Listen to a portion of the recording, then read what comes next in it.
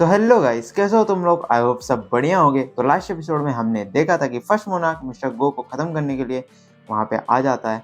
अब देखते हैं आगे क्या होगा। तो देखने से पहले अगर चैनल को सब्सक्राइब नहीं किया है तो क्या कर रहे हो, जल्दी आगे चैनल को सब्सक्राइब करो एंड एक लाइक जरूर बनता है और सब्सक्राइब करके रखो, नहीं तो तुम बहुत सारी चीज़ें मिस करोगे। एंड वीडियो चालू करने से पहले कुछ लाइंस मैं तुम लोग को सुनाना चाहता हूँ। तो लाइंस कुछ यूँ हैं कि मुझे लगा स्पेशल है वो, तो मैंने उसे अपने सपनों में सजा डाला। मुझे लगा वो स्पेशल है बहुत, तो इसलिए मैंने उसे अपने सपनों में सजा डाला। मैं यहाँ सपने सजाता रह गया, उसने हकीकत से ही मार डाला। तो चलो बढ़ते हैं वीडियो की तरफ। तो इस एपिसोड की शुरुआत होती है मोनार्क फर्स्ट से। वो बोलता है कि तुम मुझसे लड़ना चाहते हो, तुम जो मुश्किल से ये शरीर संभाल पा रहे हो, वर्सेस मैं जो नंबर 1 पे हूँ। तुम्हें लगता है कि तुम मुझे एक हिट भी कर पाओगे? तो फाइट स्टार्ट हो जाती है। फर्स्ट मोनार्क आइस से ग्रैब करता है मिस्टर गो को और मिस्टर गो उसे तोड़ देते हैं। फर्स्ट मोनार्क फिर अटैक करता है, वो फिर से बच जाते हैं। दोनों अटैक करते हैं और दोनों एक दूसरे के अटैक को डॉज कर लेते हैं। मिस्टर गो मन में बोलते हैं कि मुझे इसे जल्दी ख़त्म करना होगा। वो फिर से पूरी पावर से अटैक करते हैं। फर्स्ट मोनार्क फिर डॉज कर लेता है। मिस्टर गो फिर से कोशिश करते हैं पर उनकी बॉडी इस बार गिव अप कर देती है। वो मन में बोलते हैं क्या मेरी लिमिट इतनी ही है? फिर फर्स्ट मोनार्क बोलता है कि लगता है तुमने अपनी लिमिट हिट कर दी है, तुम तो बेकार निकले। अब फर्स्ट मोनार्क अपनी पूरी पावर से अटैक करता है मिस्टर गो पर और वो एक आइस की ब्लेड बना के वो सीधे मिस्टर गो के पेट पर घुसा देता है। फर्स्ट मोनार्क बोलता है कि तुम्हें अब कितना टाइम लगेगा दोबारा मीडियम ढूंढने में? शायद 1 साल 2 साल। हमारी फोर्स ऑलरेडी आ चुकी है, जब तक तुम लौटोगे तब तक ये दुनिया खत्म हो जाएगी। तुम्हारी गलती थी कि तुम इस दुनिया को बचाना चाहते हो। तुम्हें सच में ऐसा लगता है कि तुम बिना अपने गार्ड्स के मुझे हरा पाओगे? फ्रेगमेंट ऑफ लाइट मिस्टर को हंसते हैं और उसका हाथ पकड़कर बोलते हैं कि तुम्हें ऐसा लगता है कि मैंने बिना किसी रीज़न के तुमसे फाइट की, जैसे हमने मिस किया कि तुम आ रहे हो, वैसे तुमने भी कुछ इंपॉर्टेंट चीज़ मिस कर दिया है। फर्स्ट मोनार्क बोलता है मैंने मिस किया? ये बोलकर वो ब्लेड और अंदर घुसा देता है। मिस्टर को इंस्टेंट अटैक करते हैं और वो बाल बाल बच जाता है और बोलता है कि मैं बाल बाल बच गया, तुमने लगभग मुझे चोट पहुंचा ही दी थी। अब ये मत कहना कि तुम इसी इम्पोर्टेंट की बात कर रहे थे। वो पीछे देखता है, कांच में क्रैक आया होता है जो बैरियर उसने बनाया हुआ होता है। वो थोड़ा कंफ्यूज रहता है तो तभी बोलता है कि बस इसके लिए इतना सब?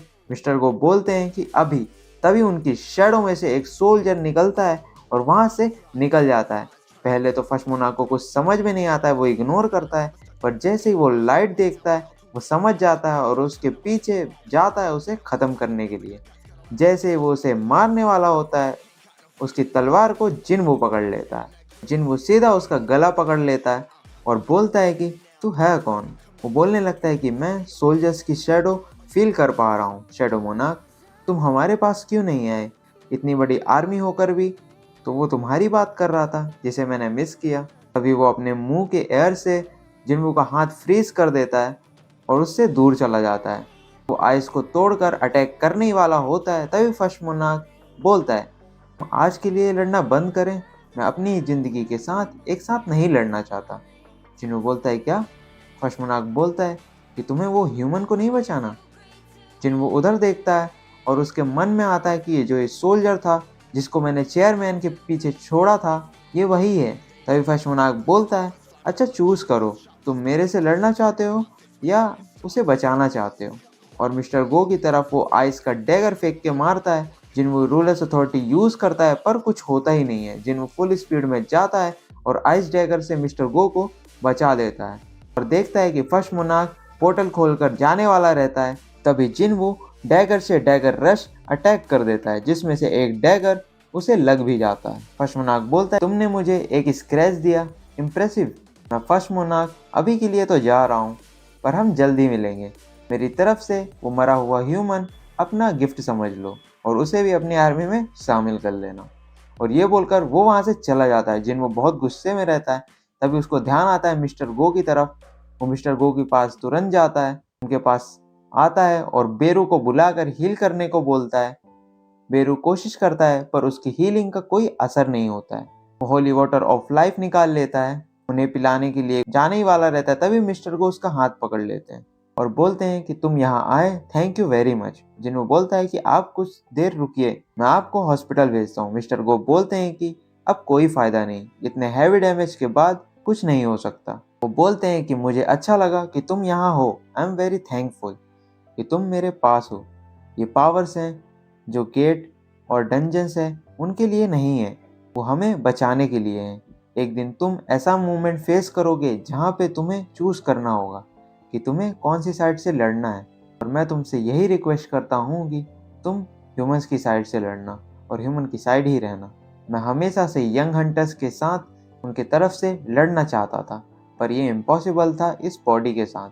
पर मुझे कोई अफसोस नहीं है जब तक मैं सारी चीज़ें तुम्हारे हाथ में छोड़ रहा हूँ। मुझे लगता था कि मेरे पास वक्त नहीं है, पर हमेशा से था, आज के दिन तक था। Yes, it was all to meet you, what a relief, thank you very much. ये बोलकर वो अब हमारे बीच में नहीं रहे। उनके जाते ही बैरियर टूट जाता है, जोर से हवा और हैवी बारिश होने लगती है। सभी न्यूज़ में सिर्फ एक ही खबर चल रही होती है, मिस्टर गो के जाने की।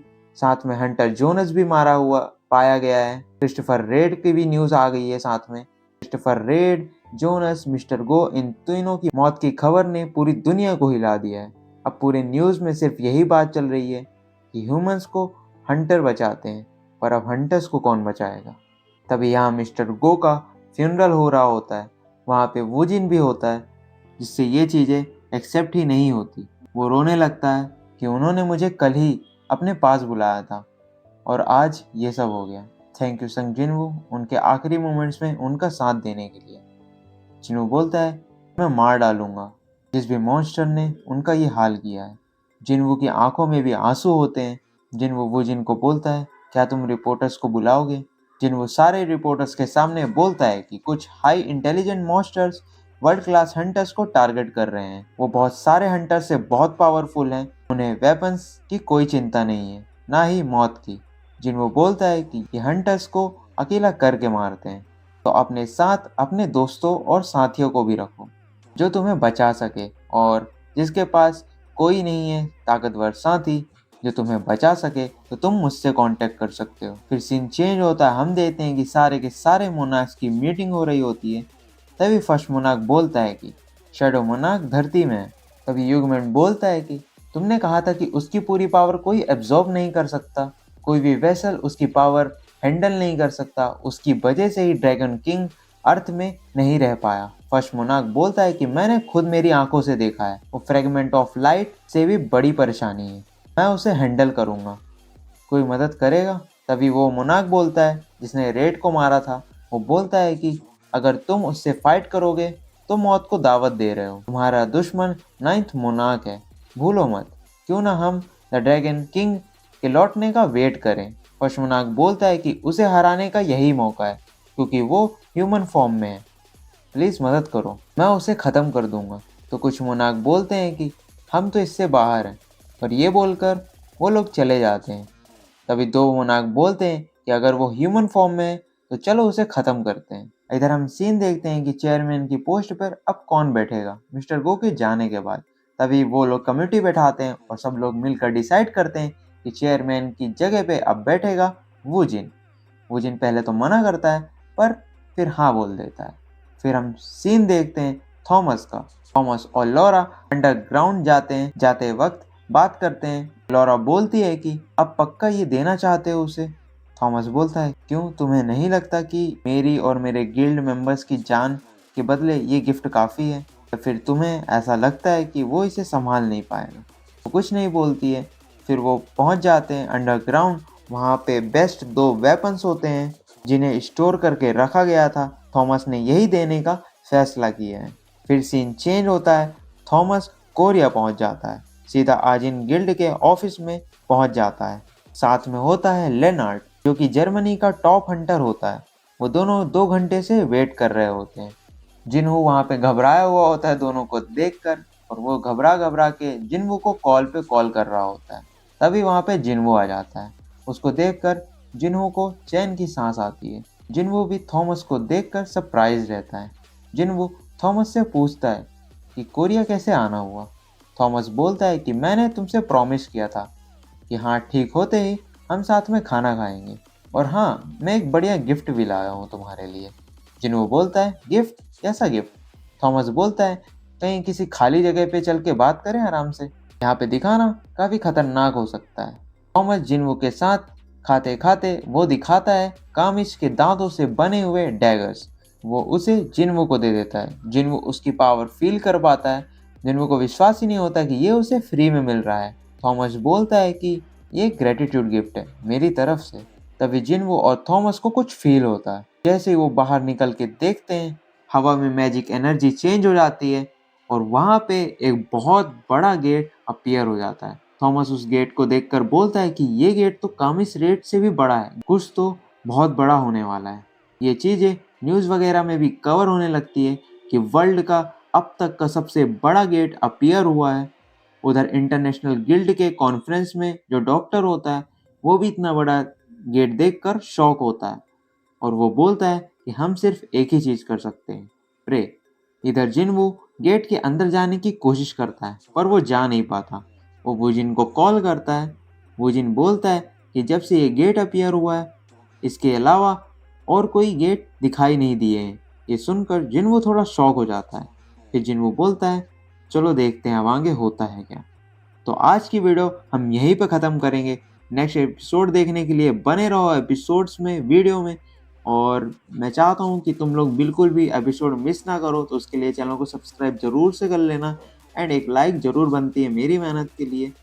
और तो मैं मिलता हूँ तुम लोगों को अगली वीडियो में, तब तक के लिए बाय बाय।